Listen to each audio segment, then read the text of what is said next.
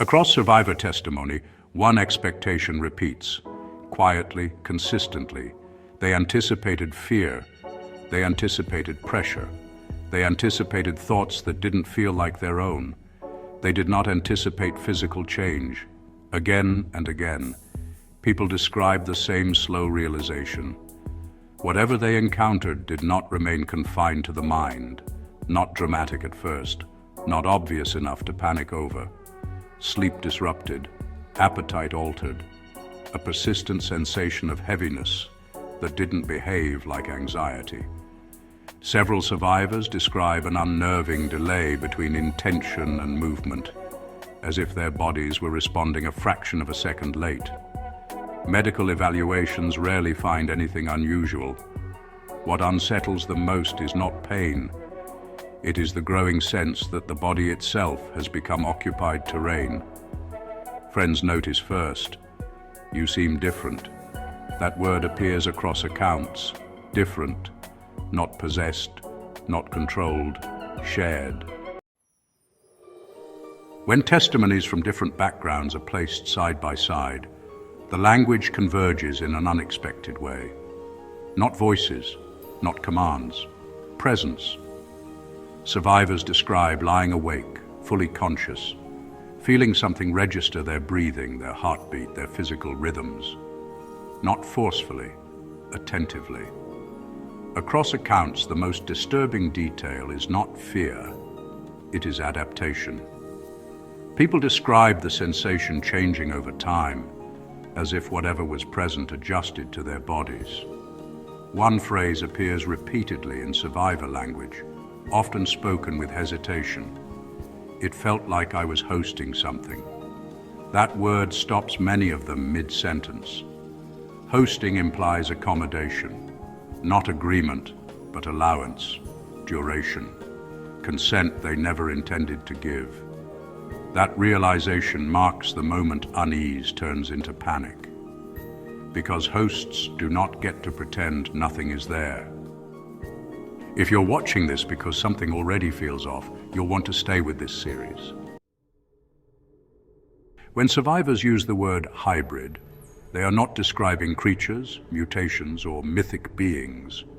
They are describing something quieter, a blending of influence and embodiment, where the body itself becomes shared ground.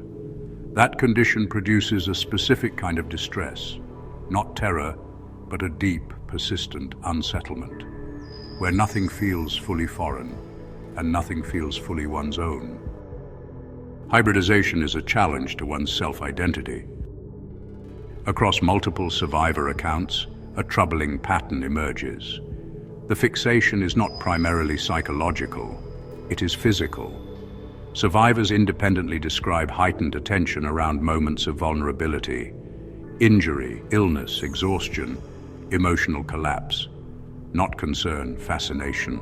Several report the same unsettling shift, a growing detachment from their own bodies.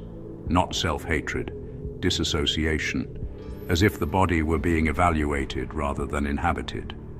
Common phrases recur across testimonies. "It felt irritated by my limits." "It didn't like weakness." "It seemed impatient with pain, aging, or fatigue." What frightens survivors is not aggression, it is interest. The sense that the body is being treated not as a person, but as a structure.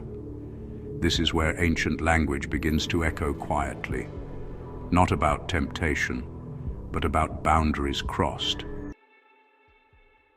Across accounts, there is a moment survivors struggle to describe because it sounds unbelievable even to them. The presence stops pretending to be subtle, not by announcing itself, but by reacting. People describe abrupt shifts when they resisted, prayed, tried grounding, or simply demanded to be left alone. The atmosphere in rooms thickened. Breath felt borrowed, sound dulled then sharpened. Several survivors independently report the same detail, a sensation of being measured. Not threatened, measured, as if resistance triggered assessment rather than retreat. One survivor described it this way: "It didn't get angry, it got focused." Another said, "It felt like it was deciding how much pressure I could handle." Fear escalated because fear was not the response being provoked. Compliance was. What follows is rarely dramatic enough to look supernatural. That's what makes it effective. Survivors describe erosion, not collapse. Work performance declined without explanation. Memory faltered at critical moments. Speech slowed or tangled. Sleep fractured into shallow intervals. Relationships deteriorated. Friends reported emotional flatness. Family noticed personality drift. Spouses described feeling like they were living with someone almost familiar. Several survivors said the most frightening part was how normal everything still looked. Bills got paid, schedules held, conversations continued. But inside, something felt off balance, like living in a house where the foundation had shifted by inches, not enough to see, enough to feel. Survivors almost never speak at this stage, not because nothing is happening, but because something actively discourages speech. Across accounts, people describe a sudden corrosive shame that does not match their actions, not guilt, exposure. They feel seen in a way that strips dignity rather than invites confession. Several survivors describe trying to write down what was happening, only to stop mid-sentence, overwhelmed by the certainty that naming it would make things worse. One said, "It felt like being told, 'You're already marked, talking won't help.'" That word, marked, appears often, usually whispered, as if saying it aloud might finalize something. Isolation follows naturally. Phone calls go unanswered. Appointments are cancelled. Trusted voices feel distant, almost hostile. One survivor said the presence reacted strongly whenever she tried to pray, not violently but dismissively, as if mocking the attempt. Another described the sudden sensation of being cut off, like a branch removed quietly, not snapped. That quiet separation does more damage than fear ever could, because fear drives people toward help. Shame drives them away from it. Nearly every survivor can identify a single moment that changed everything, a moment when the encounter crossed from terrifying into profoundly wrong. It isn't always dramatic. Sometimes it happens in silence. A sudden bodily reaction that feels observed, a thought that arrives fully formed, intrusive, obscene, alien. A wave of contempt toward innocence, not anger but disdain. Several survivors described the same horrifying realization. Whatever was present did not fear boundaries. It behaved as if it already knew the rules had shifted. One survivor described feeling like a house whose doors had been unlocked from the inside. Another said, "It felt like something was testing where I ended."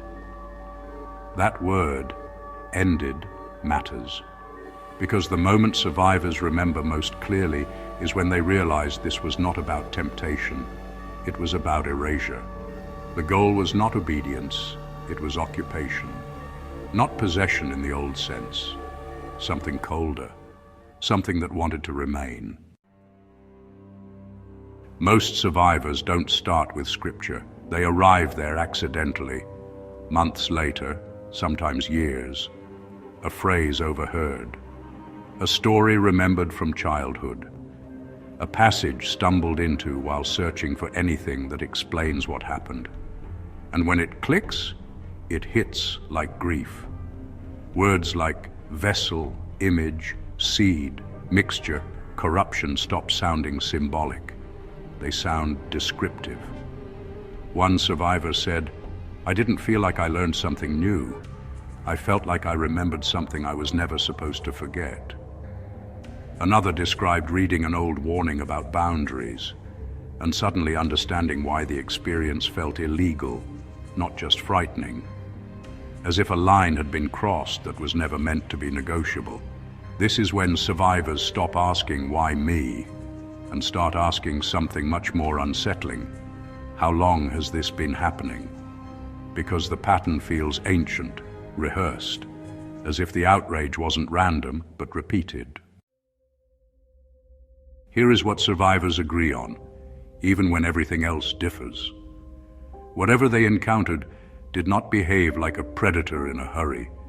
It behaved like something patient, something familiar with the terrain. Influence was the opening move. Shame was the containment. The body was the objective. And once survivors recognize that pattern, a final realization settles in, heavy, unavoidable. This was never about haunting a house. It was about inhabiting what was meant to carry something else. In the next episode, we step out of analysis and into response. Not theories, not rituals, but what people did, practically, imperfectly, when influence stopped being subtle and resistance became necessary. Because some didn't just endure this. They fought back. Cheers!